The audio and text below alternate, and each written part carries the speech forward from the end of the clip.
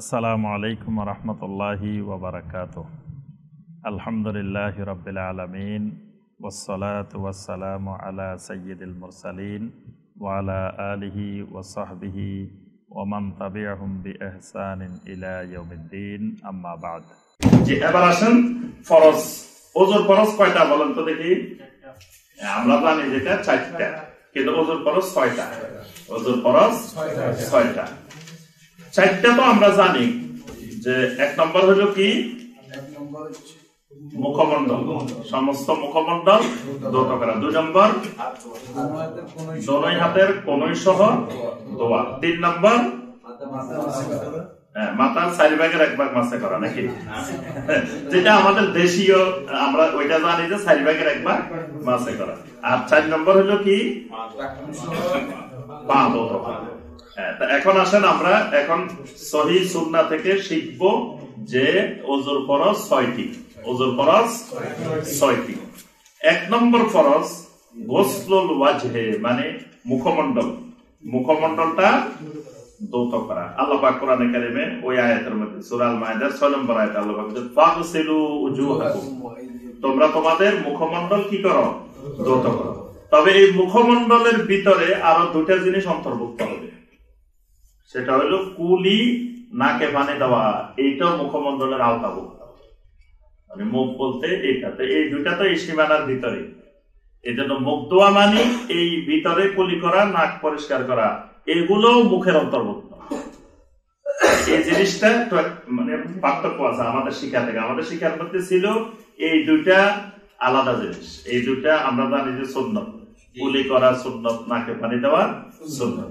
কিন্তু বিশুদ্ধ হাদিস অনুযায়ী এবং কোরআনের ওই আয়াত অনুযায়ী আল্লাহ পাক বলেছেন উজুহাকুম, তোমাদের মুখ ধোয়া। তো মুখের মধ্যে এই 2টো মুখের অন্তর্ভুক্ত। এই জন্য মুখ ধুইছে, কিন্তু এই 2টা ধোয় নাই, মানে গড়গড়াও করে নাই, ভিতরেও পানি দেয় নাই, নাকেও পানি দেয় নাই, তাহলে কিন্তু তার ফরজ আদায়। 2 নম্বর গোসলুল ইয়াদাইনে মা'আল ফাকাইন, মানে ইমার ফাকাইন সহ, এই মানে কোনই সহ আপনার 2 হাতকে ধৌত করা, এটা 2 নম্বর ফরজ। 3 নম্বর ফরজ মাসহু জামি'ir রা'সি ওয়া মিনহুল উযুনান, 3 নম্বর হলো সমস্ত মাথা। একেবারে মাথা বলতে যা বোঝায়, একেবারে চুলের গোড়া থেকে শুরু করে একেবারে পিছন পর্যন্ত, এটা করার সিস্টেম আছে। প্রথমে আপনার এইভাবে ধরতে হবে, এইভাবে মানে হাত ধুয়ে নিয়ে, ধোয়ার পরে আপনার এইভাবে মাথাকে প্রথমে সামনের থেকে একেবারে পিছনে পর্যন্ত যাইতে হবে, উপরে দিয়ে। সামনে থেকে আঙ্গুল দিয়ে কোন পর্যন্ত গেলেন? পিছন পর্যন্ত গেলেন। পিছন থেকে হাতের তালু দিয়ে এটাকে আবার সামনে পর্যন্ত আসতে হবে। তখন আপনার পুরা মাথা মাসে হবে, না হবে না। একবার এমনি করে দিচ্ছেন, হয়নি। মানে প্রথম আঙ্গুল দিয়ে উপরে দিয়ে যাবেন, উপরে দিয়ে একেবারে পিছন পর্যন্ত আসতে হবে, চুল যত দূর আছে। এরপরে হাতের তালু দিয়ে, কারণ উপরে দিয়ে যাওয়ার সময় হাত যে ভিজা ছিল এটা কিন্তু চুলের মধ্যে লেগে শুকাই গেছে, এবার হাতের তালু এখনো ভিজা আছে, তালু দিয়ে পিছন থেকে সামনে পর্যন্ত। নারীদের ক্ষেত্রেও ঠিক না, তাদের চুল মানে মাথার বাইরে যাবে না, মাথা বলছে, চুল বলে নাই, আল্লাহ পাক বলছে মাথা। তো ওইটা মাথার বাইরে চলে গেছে, ওইটা আর জরুরি না, যতদূর মাথার মধ্যে আছে এতটুকু বুঝলেন। আর এরপরে কি করলেন? সম্পূর্ণ মাথা তো গেছে, কিন্তু কানও মাথার অন্তর্ভুক্ত, এটা মনে রাখতে হবে। এই 2টা যেমন মুখের অন্তর্ভুক্ত, 2 কানও মাথার ভিতরে। মানুষ বলে না কান টানলে মাথা আসে, তাহলে কানের সাথে মাথার কি আছে? সম্পর্ক আছে। এই জন্য মাথা মাসের মধ্যেই আপনার কান মাসে করা। এই জন্য এই 2 বৃদ্ধাঙ্গুল দিয়ে উপরে দিয়ে ভালো করে মাসে করে দিলেন। এইটা দিয়ে খালি ছিদ্র না, এই যে এই বাসগুলো আছে, এই বাসগুলো সহ আপনি মাসে করবেন, বুঝে আসছে? এটাকে বলে, এটাই তখন ইসবাগুল উযু হবে না, ইসবাগুল উযু হবে না। আর দেখেন, এই যে মাসে করার জন্য আপনি যে ভিজে নিছেন হাত, সম্পূর্ণ জিনিস কিন্তু আপনার এখানে কাজে লাগিয়ে গেছে পুরা মাথায় মাসে করার মধ্যে। এটা কয়বার? একবার করা। সবগুলাই একবার করা ফরজ, আর 3বার করাটা হলো সুন্নাত। আচ্ছা, 4 নম্বর ফরজ যেটা গাসলুর রিজলাইনে মা'আল কাবাইন, টাকনু সহ 2 পাকে ভালো করে ধৌত করা। আর 5 নম্বর ফরজ যেটা, সেটা হলো তারতিব রক্ষা করা। এই যে যেটা আগে সেটা আগে, পরেরটা পরে। এখন আপনি যদি মনে করেন যে শীতের দিন মোজা খুলছি, আগে পাটা ধুয়ে ফেলি, আর বর্তমানে বাঙালিরা এই কাজ বেশি করে, অজু করতে বসলে প্রথমে পা ধুই ফেলা। দেখেন না, আগে দেখে প্রথমে যে পারে ঘষি মাঝি ধুয়ে ফেলতে আছে, তারপরে যে অজু শুরু করে, কিন্তু এটা বেদাত। যদি নাজাসাত থাকে, ময়লা থাকে, সেটা তো দূর করতে হবে, কিন্তু এটাকে অজুর অন্তর্ভুক্ত করা যাবে না। আরেকটা মাসালা বাইর করছে, কয় শীতের দিন আগে পা না ধুলে পরে নাকি পা ভালোভাবে মানে নরম হবে না, পরিষ্কার হবে না। তো যদি এরকম হয় যে ভিজাই নেওয়া, তাহলে আপনি একটু হালকা ভিজাই দিলেন, কিন্তু ধুবেন না। কিন্তু যদি দোয়াই শুরু করেন, তাহলে তো আপনি পা থেকে শুরু করছেন, অজু তো পা থেকে শুরু হবে না। এই জন্য পা থেকে শুরু করলে অজু হবে না। এই জন্য অজুর যে তারতিব, ধারাবাহিকতা, এইটা রক্ষা করা কি ফরজ, এটা না হলে অজু হবে না। 6 নম্বর যেটা, সেটা হলো মুআলাত। মুআলাত মানে আপনি অজুর মধ্যে যেমন 4টা ধুতে হবে ফরজ, মানে আগের যে 4টা অংশের কথা বললাম, দোয়া মাসে করা, এখন কি করলেন 3টা ধুইছেন, এখন এখান থেকে দেখছেন যে গরু চুরি গেছে, দিচ্ছেন তো যাই গরু টরু সারাই আসি, আরেকটা ধুইছেন লাস্টে, তাইলে অজু হবে না, আগেগুলো শুকিয়ে গেছে। এটাকে বলে মুআলাত, এটার নাম হলো মুআলাত। এই মুআলাত ফরজ। এই জন্য আপনার যখন দেখবেন যে আগেগুলো শুকাই গেছে, তখন আপনি আবার নতুন করে শুরু করা লাগবে। যে কোনো একটাই, মানে ফরজের যেগুলো ধোয়া ফরজ, এইগুলার যে কোনো একটা শুকাই গেলে, মানে পরেরটা ধোয়ার আগে আগেরটা শুকাই গেছে, পরেরটা ধোয়ার আগে আগেরটা শুকাই গেলে, তাহলে ধরেন আপনি প্রথমে তো মুখমণ্ডল ধুইছেন, তারপরে হাত ধুইছেন, তারপরে মাথা তো ধোয়া লাগবে না, মাথা মাসে করছেন, এখন পা ধোয়ার আগে হাত শুকাই গেছে, তাহলে আপনার ওযু হবে না। এটাকে বলা হয় মুআলাত। এই 6টা হলো ওযুর কি ফরজ। আচ্ছা, আবার আসেন ওযুর সুন্নাত। এই বইটা কিনবেন, উমদাতুল আহকাম। এটা হলো হাদিস ভিত্তিক আপনার ফিকহি মাসালা। আমাদের দেশে যে ফিকহি মাসালা, এগুলো হাদিস ভিত্তিক না, এটা হলো হাদিস ভিত্তিক। আপনার এখানে বুখারী মুসলিম থেকে যে হাদিসগুলো আপনার মাসআলার সাথে সংশ্লিষ্ট ফিকহি মাসআলা, ইমাম হাফেজ আব্দুল গনি আল মাকদিসি রাহিমাহুল্লাহ, তিনি ওই বুখারী মুসলিম থেকে শুধু ওই হাদিসগুলোকে এখানে একত্রিত করেছেন। এটা এখন প্রশ্ন করা যাবে না, প্রশ্ন না, ওই যে মাথা মাসের কথা বলছেন, জি ফরজ একবার 3 বার, কিন্তু আমরা যারা দিনে বের একবারই নেই, আল্লাহ তো একবারে করে। কোনটা? মাথা মাসে একবারে করে। মাথা তো একবারেই, মাথা মাসেটা একবার, বাকিগুলো 3 বার। মাথা মাসে একবারে বেশি করা যাবে না, একবারে বেশি করলে সেটা বেদাত হবে, সুন্নতের বাইরে চলে যাবে। এটা একবারে, ফরজও একবার, সুন্নতও একবার। আর অন্যান্য গুলো, এটা যেহেতু মাসে, এই জন্য এটা একবার, বাকিগুলো তো দোয়ার কাজ, দোয়াটা 3 বার, কিন্তু ওই মাসেটা একবার। জি, তাহলে আবার আসেন ওযুর সুন্নাত। ওযুর কিছু সুন্নাত আছে, যেমন মেসওয়াক করা। ওযু শুরু করার আগে মেসওয়াক করে নেওয়া, মেসওয়াক করাটা সুন্নাত। নবী সাল্লাল্লাহু আলাইহি ওয়াসাল্লাম বলেছেন, লাউলা আন আশুক্কা আলা উম্মতি লা আমারতুহুম বিসওয়াক ইনদা কুল্লি সালাত। প্রত্যেক সালাতের আগে আমি মেসওয়াক করাটা বাধ্যতামূলক করে দিতাম, যদি আমার উম্মতের জন্য কষ্টদায়ক মনে না করতাম। এই জন্য প্রত্যেকবার ওযু করার আগে মেসওয়াক, তারপরে ঘুমানোর আগে মেসওয়াক, এবং নবী সাল্লাল্লাহু আলাইহি ওয়াসাল্লাম যখন ইকামত হইতো তখনও মেসওয়াক করতেন, জামাত শুরু করার আগেও মেসওয়াক করতেন। মেসওয়াক অনেক গুরুত্বপূর্ণ, মেসওয়াকের অনেক শরীরী, তারপরে শারীরিক অনেক উপকারিতা আছে। তারপরে হাতকে কবজি পর্যন্ত 3 বার ধোয়া, এটা হলো ওযুর সুন্নাত। তারপরে আপনার খিলাল করা, বিশেষ করে দাড়ি খিলাল করতে হবে, হাত পায়ের আঙ্গুলগুলো খিলাল করতে হবে, হাতের আঙ্গুলগুলোকে এইভাবে আপনার খেলাল করে নিতে হবে, সামনের দিক থেকে পিছনের দিক থেকে, বিশেষ করে পিছনের দিকে এই জায়গাগুলোতে পানি ঢুকে না অনেক সময়, এই জন্য এগুলোকে খিলাল করতে হবে আঙ্গুলগুলাকে। তারপরে আপনার এই পায়ের গুলোকেও খিলাল করতে হবে, পায়ের আঙ্গুলগুলোকে। আর দাড়িগুলোকে কি করতে হবে, মানে একটু পানি নিয়ে হাতের মধ্যে আপনি দাড়ির মধ্যে প্রথমে মারবেন, মেরে তারপরে আঙ্গুল দিয়ে বিশেষ করে নিচের দিক থেকে ভালো করে করে খিলাল করবেন, তাহলে আপনার ওই দাড়ির ভিতরে পানি পৌঁছবে। তবে অত্যাধিক ঘনর কারণে যদি কারো না পৌঁছে, তাহলে ওযু হয়ে যাবে। কিন্তু আপনার আমার যতটুকু সাধ্য আছে সাধ্য অনুযায়ী চেষ্টা করতে হবে যাতে ওজোর পানিটা আমার দাঁড়ের ভিতরে ঢুকে।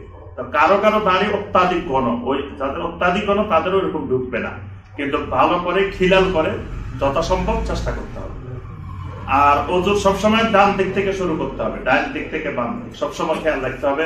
হাত ধোয়ার ক্ষেত্রে প্রথমে ডান হাত, পা ধোয়ার ক্ষেত্রে প্রথমে ডান পা, এভাবে সবকিছু ডান দিক থেকে শুরু করা। একবার দোয়া ফরজ আর দ্বিতীয়বার তৃতীয়বার দোয়া সুন্নাত, কিন্তু 3 বারের বেশি আর দোয়া যাবে না। 3 বারের বেশি যদি আমি নির্দিষ্ট করে না জানি যে এখানে আমার শুকনা রয়ে গেছে বা দোয়া হয় নাই, এটা নিশ্চিত না হলে 3 বারের পরে আর দোয়া যাবে না। 3 বারের পরে দোয়াটা বেদাত এবং এটা ওয়াসওয়াসার রোগ সৃষ্টি করে। আর ওয়াসওয়াসার রোগটা ইমানের রোগ, এটা শাক হইল সন্দেহ ইমানের রোগ। এই জন্য 3 বারের বেশি কোন অবস্থায় দোয়া যাবে না, এটা বেদাত। আর হইল আপনার ওযুর পরে দোয়া পড়া, এটা সুন্নাত। ওযুর পরে কি দোয়া পড়বেন? আশহাদু আল্লা ইলাহা ইল্লাল্লাহু ওয়াহদাহু লা শারীকা লাহু ওয়া আশহাদু আন্না মুহাম্মাদান আবদুহু ওয়া রাসূলুহু। তারপরে আল্লাহুম্মা জাআলনি মিনাত তাওয়াবিন ওয়া জাআলনি মিনাল মুতাতাহহিরিন। সুবহানাকা আল্লাহুম্মা ওয়া বিহামদিকা আশহাদু আল্লা ইলাহা ইল্লা আনতা আস্তাগফিরুকা ওয়া আতুবু ইলাইক। এই দোয়া তিনটা, এই তিনটা দোয়া পড়া সুন্নাত। তবে এগুলো পড়ার সময় আঙ্গুল তোলা, তারপরে কেউ আকাশের দিকে তাকায়, আরো বিভিন্ন রকমের কাজ করে, এগুলা বেদাত। আচ্ছা, এরপরে 2 রাকাত তাহিয়াতুল ওযুর সালাত আদায় করা, এটাও ওযুর সাথে সম্পৃক্ত সুন্নাত। এবার আসেন ওযু কেমনে ভাঙে? ওযু ভঙ্গের কারণ কয়টা বলেন তো দেখি? 7টা। আমরা জানি হলো 7টা। আমাদের দেশে নুরানি মাদ্রাসায় পড়ায় ওযু ভঙ্গের কারণ 7টি। ওযু ভঙ্গের কারণ 6টি। ওযু ভঙ্গের কারণ 6টি। 1 নম্বর যে কারণটা সেটা হলো আল খারিজু মিনাস সাবিলাইন, 2 রাস্তার যে কোনো রাস্তা দিয়ে কিছু বাহির হওয়া, সেটা সামনের রাস্তা হোক পিছনের রাস্তা হোক, যে কোনো রাস্তা দিয়ে কিছু বের হইলেই ওযুটা ভেঙে যাবে। সেটা বের হতে পারে মিন বাউলিন, মানে প্রস্রাব হইতে পারে, পায়খানা হইতে পারে, বাতাস হতে পারে, রক্ত হইতে পারে, মনি হইতে পারে, মজি হইতে পারে, বা ওয়াদি হইতে পারে। এই সব কিছুর কারণে ওযু ভেঙে যাবে। যেগুলো বলছি এগুলো তো সব বুঝছেন নাকি? কোনটা বুঝেন নাই এরকম আছেন?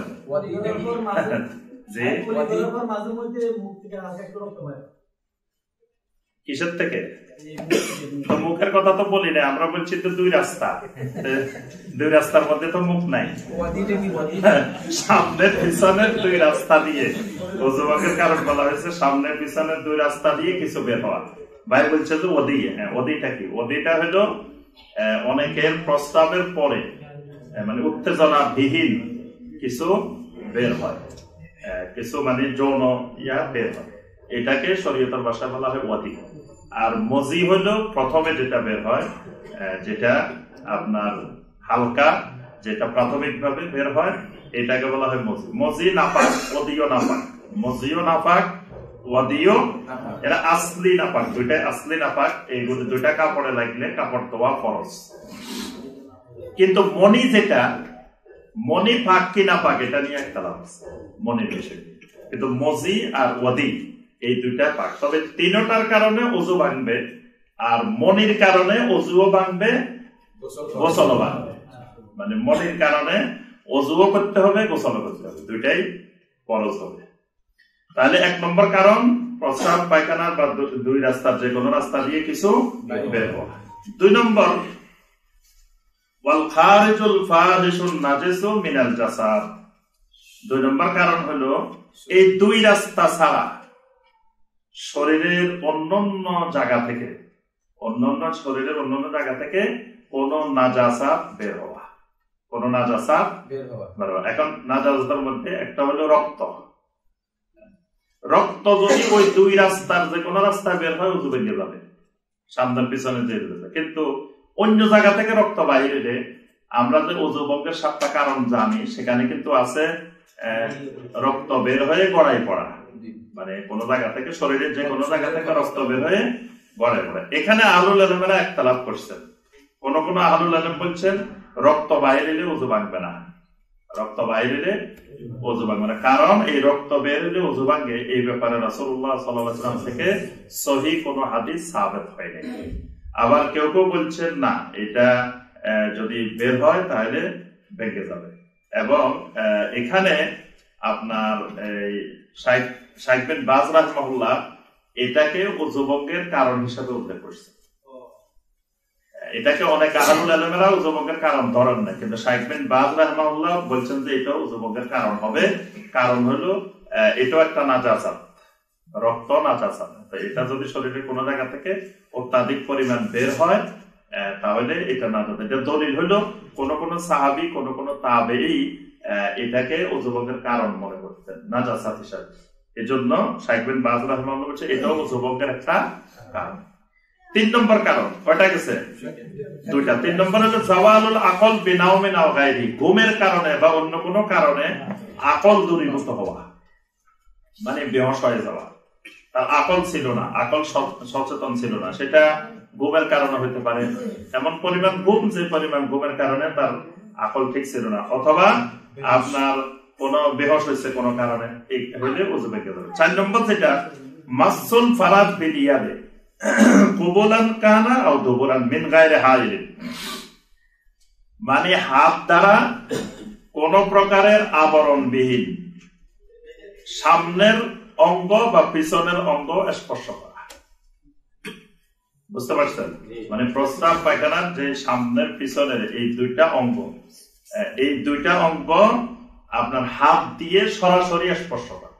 অনেকে কোন কোন আহলুল ইলমেরা বলছে আপনার মানে আবরণ থাকলেও ওযু ভেঙে যাবে, আবরণ থাকলেও, মানে উপরে লুঙ্গি আছে কাপড় আছে তারপরও স্পর্শ করলে ওযু ভেঙে যাবে। কিন্তু জমহুর আহলুল ইলম, জমহুরুল উলামাদের মতে সেটা হলো আবরণবিহীন, মানে কোনো আবরণ ছাড়া সরাসরি কেউ যদি ধরে, সামনের রাস্তা ধরুক পিছনের রাস্তা ধরুক, যে কোনো রাস্তা, তাহলে তার ওযু ভেঙে যাবে। এবং সেটা পুরুষের ক্ষেত্রেও মহিলার ক্ষেত্রে, জীবিত মানুষের ক্ষেত্রেও মৃত মানুষের ক্ষেত্রে। কেউ যদি মৃত মানুষেরও যদি এরকম আবরণবিহীন স্পর্শ করে তাহলে তার ওযু ভেঙে যাবে। 5 নম্বর যে কারণ সেটি হলো আকলু লাহমিল জাজুর, মানে ওই যে ওটের গোশত খাওয়া। এই ব্যাপারে অনেকগুলো সহিহ হাদিস আছে। গরুর গোশত ওযু ভাঙবে না, ছাগলের গোশত ভাঙবে না, অন্য কোনো গোশত খাইলে ওযু ভাঙবে না, শুধুমাত্র উটের গোশত খাইলে ওযু ভেঙে যাবে। এখানে এটার কারণ কি? নবী সাল্লাল্লাহু আলাইহি ওয়াসাল্লাম এটার কোনো কারণ ব্যাখ্যা করেন নাই, শুধু বলছেন ওটার গোশত খেলে ওযু করতে নবী সাল্লাল্লাহু আলাইহি ওয়াসাল্লাম নিজেও করতেন। এই জন্য এটা বোঝার আমাদের দরকার নাই, আমরা বোঝার দরকার এতটুকু আমার রাসূল করতেন কিনা, বাস আল্লাহ রাসূল করতে বলছেন, এই জন্য এটা করতে হবে। 6 নম্বর যেটি আর রিদ্দাতু আনিল ইসলাম, কেউ যদি কুফরি করে, শিরিক করে, আকীদার বেদাত করে, তাহলে তার ওযু ভেঙে যাবে। এটা ওযু ভঙ্গের কারণ। তাহলে বোঝা যায় আপনার শিরিককারী যতবার ওযু করুক তার ওযু ভঙ্গ হয়ে যায়। কথা বুঝে আসছে?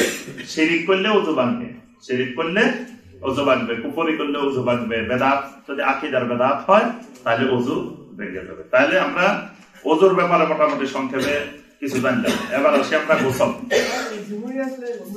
না, এখন আর প্রশ্ন করা যাবে না, সময় কম, আমরা শেষ করে ফেলি, তারপরে ইনশাআল্লাহ